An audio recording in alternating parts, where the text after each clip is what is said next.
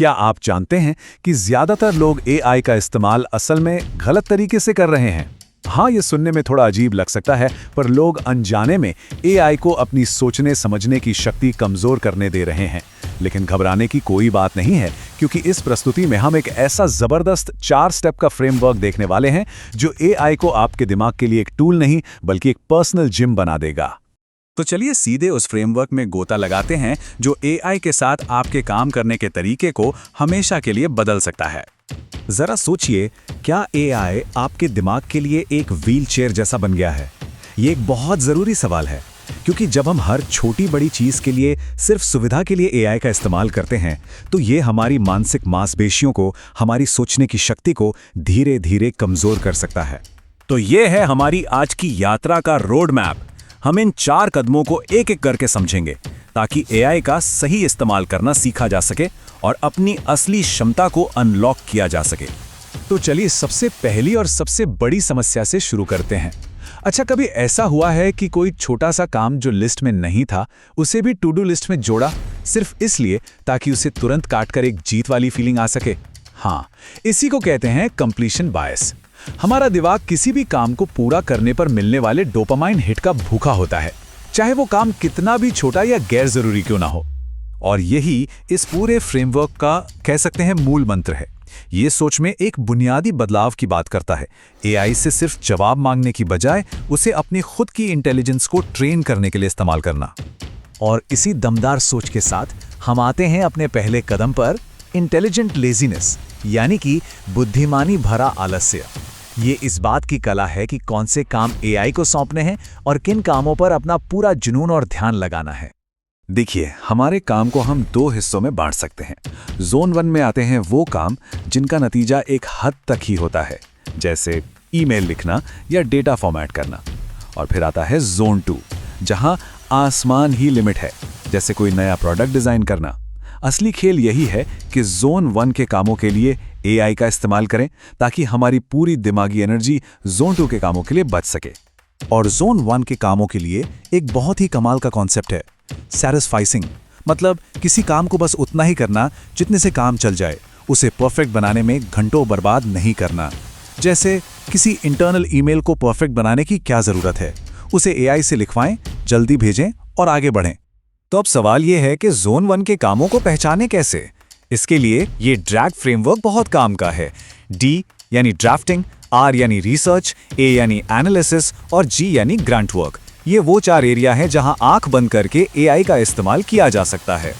ठीक है, तो अब जब हमने ये तय कर लिया है कि कौन से काम एआई को सौंपने हैं, तो अब बारी है दूसरे कदम की, इंटेलिजेंट हिल पर चढ़ने की, यानी एक जीनियस की तरह प्रॉम्प्ट करना सीखने की।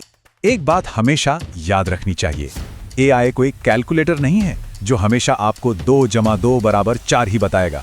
नहीं, ये एक संभावनाओं का इंजन है, एक क्रिएटिव पार्टनर की तरह। ये शायद हमेशा सही जवाब ना दे, पर ये दिलचस्प आइडिया जरूर दे सकता है। इसे सही दिशा देना हमारा काम है। और इसी पार्टनर को सही से गाइड करने के लिए प्रॉम्प्टिंग के ये 4 लेवल हैं। 1 शॉट में आप एक उदाहरण देते हैं, फ्यू शॉट में आप कई उदाहरण देकर उसे पैटर्न समझाते हैं, चेन ऑफ थॉट में आप एआई से कहते हैं कि वो स्टेप बाय स्टेप सोचे, और सबसे एडवांस्ड है एजेंट्स, जहां आप एआई को एक ही साथ रिसर्चर, एनालिस्ट और राइटर जैसी कई भूमिकाएं दे देते हैं। यहां तक अगर ये फ्रेमवर्क काम का लग रहा है और कुछ नया सीखने को मिल रहा है, तो एक छोटा सा ब्रेक लेकर चैनल को सब्सक्राइब और इस प्रस्तुति को लाइक जरूर करें। इससे हमें आपके लिए ऐसा ही और भी बढ़िया कंटेंट बनाने की प्रेरणा मिलती है। चलिए अब आगे बढ़ते हैं इस फ्रेमवर्क के सबसे क्रांतिकारी हिस्से की तरफ। लंबे समय तक चलने वाली बुद्धिमत्ता सुविधा से नहीं बल्कि प्रतिरोध से बनती है। थोड़ा रुकिए, ये फ्रेमवर्क सिर्फ काम को आसान बनाने के बारे में नहीं है। अब हम जानबूझकर अपने लिए चुनौती और विकास का रास्ता चुनेंगे। और यही आता है हमारा तीसरा कदम, इंटेलिजेंट जिम।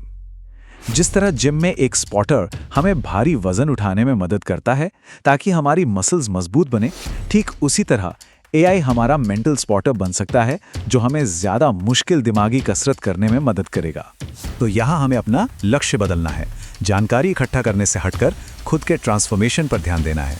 मतलब एआई से ये नहीं पूछना कि मेरे लिए ये काम कर दो, बल्कि ये पूछना है कि इस काम को बेहतर करने में मेरी मदद करो।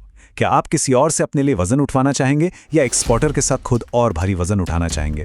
हमें दूसरा रास्ता चुनना है। और ये रहा उस मेंटल जिम का वर्कआउट प्लान, जिसे कहते हैं प्रोग्रेसिव ओवरलोड। पहले एआई से कहिए कि वो एक हाई स्कूल स्टूडेंट की तरह सवाल पूछे, फिर कॉलेज स्टूडेंट की तरह, फिर एक मुश्किल इंटरव्यू की तरह, और आखिर में एक नाराज बॉस की तरह चुनौती दे। सोचिए, इस तरह की तैयारी के बाद असली दुनिया की कोई भी चुनौती कितनी आसान लगेगी। और अब हम पहुंच गए हैं आखिरी और शायद सबसे जरूरी कदम पर। यह एक बाहरी तकनीक नहीं, बल्कि एक अंदरूनी बदलाव है। यह है बुद्धिमान मूर्ख बनने की कला। और इसका सबसे बेहतरीन उदाहरण है सत्या नडेला के आने के बाद माइक्रोसॉफ्ट में हुआ बदलाव। उन्होंने कंपनी की संस्कृति को सब कुछ जानने वाला से सब कुछ सीखने वाला में बदल दिया। जहां पहले लोग मुझे नहीं पता कहने से डरते थे, वहीं अब सीखने को बढ़ावा दिया जाने लगा। और नतीजा क्या हुआ? $3 ट्रिलियन से भी ज्यादा की वैल्यूएशन। ये सिर्फ कोई अच्छी बातें नहीं हैं, ये एक ऐसी स्ट्रैटेजी है जिसके नतीजे खैर सबके सामने हैं। तो एक बुद्धिमान मूर्ख कैसे बना जाए? सबसे पहले अपने अहंकार यानी ईगो को किनारे रखकर एआई का इस्तेमाल उन बेवकूफ़ी भरे सवालों को पूछने के लिए करें जिन्हें हम शायद दूसरों से पूछने में झिझकते हैं। एआई को कहिए, मुझे ये कॉन्सेप्ट ऐसे समझाओ जैसे मैं 10 साल का हूं। आज मूर्ख बनने का साहस ही कल आपको जीनियस बनाएगा।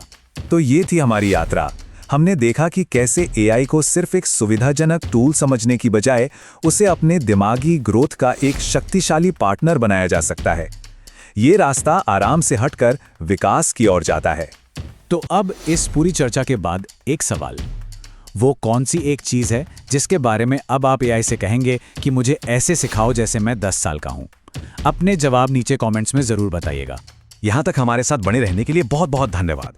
अगर आपको ये विश्लेषण पसंद आया और अगर आप चाहते हैं कि हम ऐसे ही मुश्किल आइडियाज को आसान भाषा में समझाते रहें, तो चैनल को सब्सक्राइब करना बिल्कुल ना भूलें।